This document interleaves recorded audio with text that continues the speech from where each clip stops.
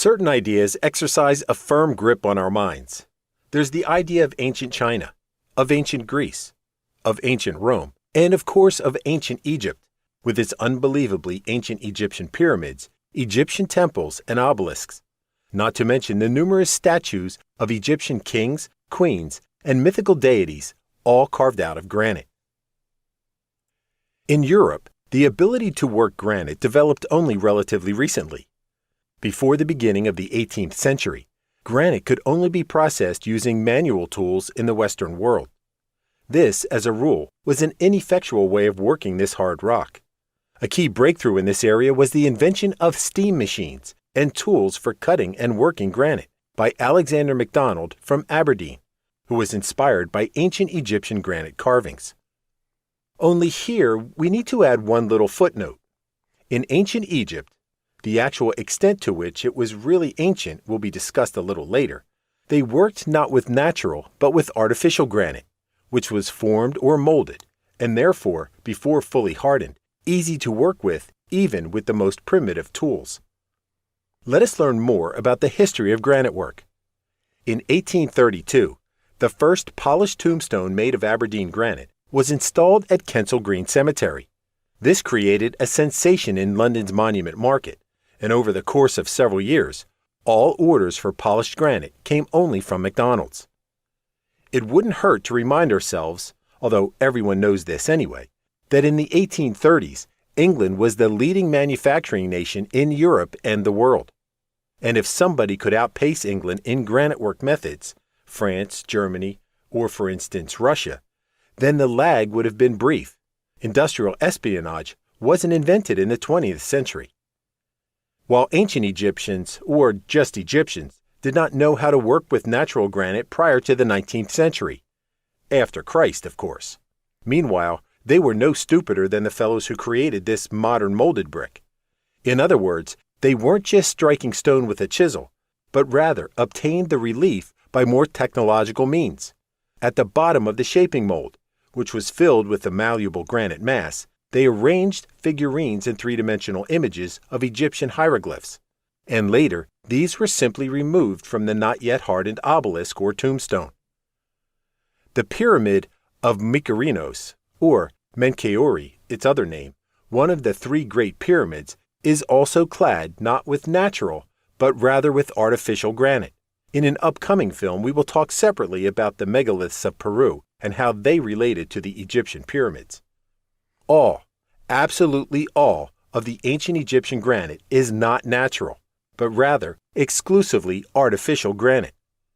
For example, it is what lines the exterior of the natural limestone carved out of the Rocky Mountain in the temple of Shepharon, next to the pyramid of the same name in Giza. Artificial granite was also used as plaster. It's simply beyond belief that nobody pays attention to the use of granite plaster in Egypt. What's more, the use of this substance is unremarked upon the Egyptian halls of world-famous museums, and there is no scientific commentary on this topic. So why are Egyptologists silent on the point that all ancient Egyptian granite and all ancient Egyptian sculptures out of granite and obelisks are made out of not natural, but out of artificial granite? The answer is very simple.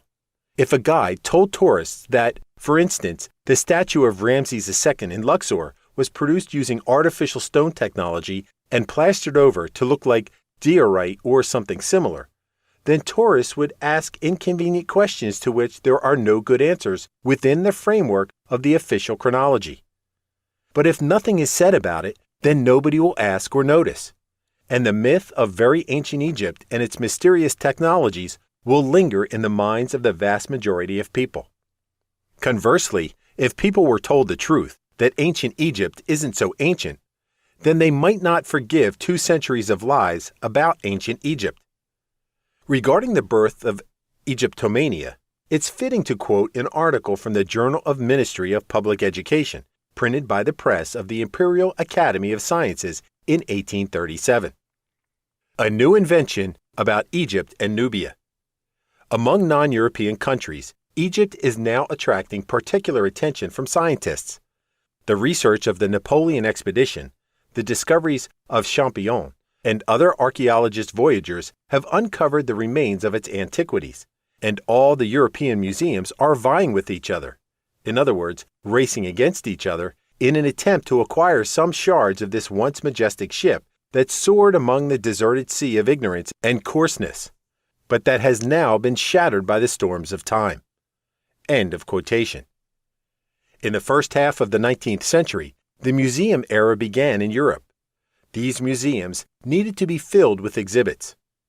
Let's read on.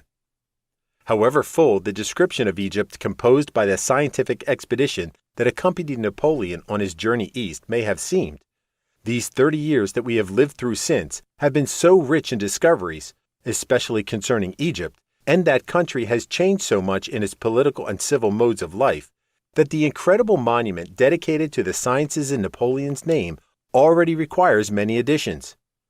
Monsieur Riffaud, a French scientist and voyager, now promises to present Europe with a most full and exact depiction of Egypt, Nubia, and adjacent countries.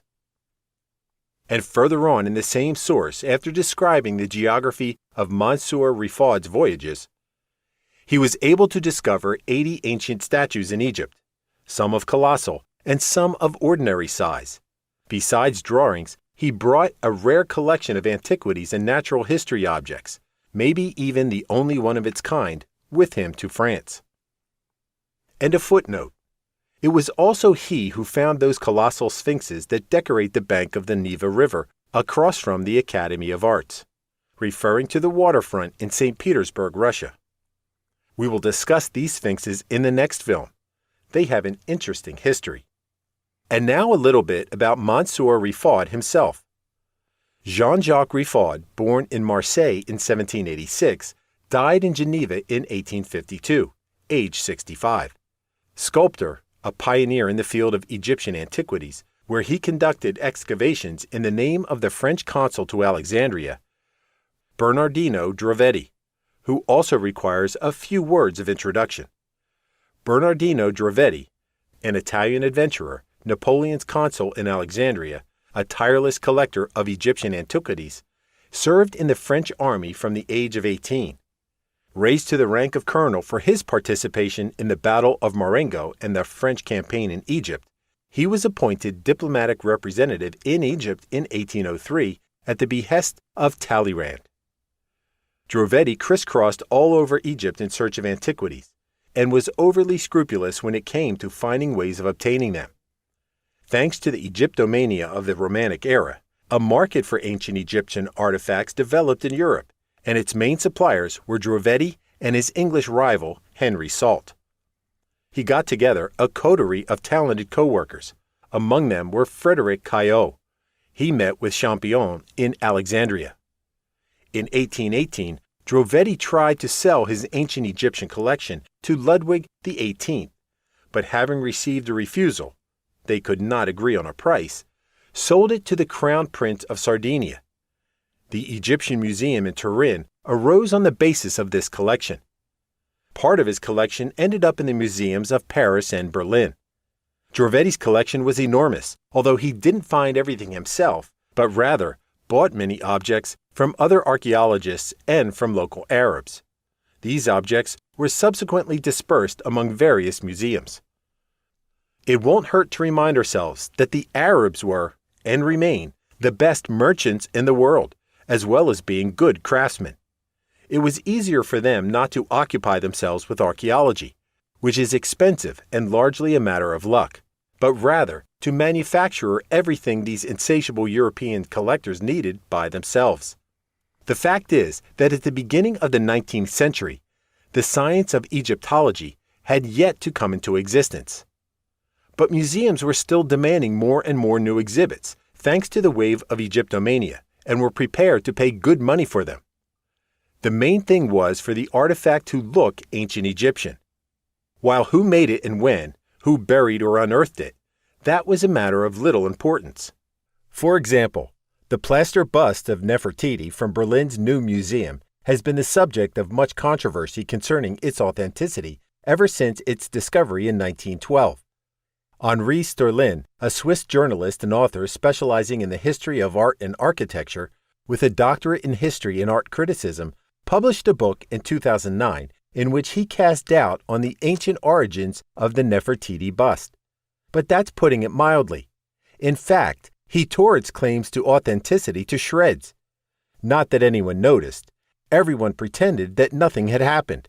And so, the Nefertiti bust still stands in Berlin's new museum, because nobody is ready for such revelations. And because of that, nobody knows how many originals and how many fakes are in museums today. But we can answer a different question. What is the approximate age of the latest ancient Egyptian artifacts? In the second film of the series on Egyptian pyramids, we cited a very important document that has survived, the first Russian geography textbook. Dealing not with history, but specifically with geography, it contains an account of the world's nations at the beginning of the 18th century, in which the Egyptian kingdom, a nation of idol worshippers, is described. Now living under the Turkish yoke. In other words, it says most clearly the Egyptian kingdom at the start of the 18th century, 1710 is geography's year of publication, was under the thumb of the Turkish Sultan. So, this very official source says the age of classical Egypt ended approximately 300 years ago. And this is how temples of the same classical Egypt looked in the middle of the 19th century. How old are these layers of paint? And how did they retain their freshness for nearly 2,000 years, and then suddenly, over the last 200 years, dwindle to almost nothing? The answer is self-evident. These places of worship were functioning pagan temples shortly before the 19th century, and were painted for the last time in the 18th century, when the Egyptian kingdom was still subject to international law, because subjects do not pay tribute. Subjects pay taxes, but nations pay tribute to other nations. So, the fresh paint on Egypt's pagan temples in the first half of the 19th century, that's perhaps the best proof that ancient or classical Egypt ended at most 300 years ago, after which the pagan Egyptians changed their faith and became Coptic Christians. In the next film, we will talk about St. Petersburg granite, which has a lot in common with ancient Egyptian granite.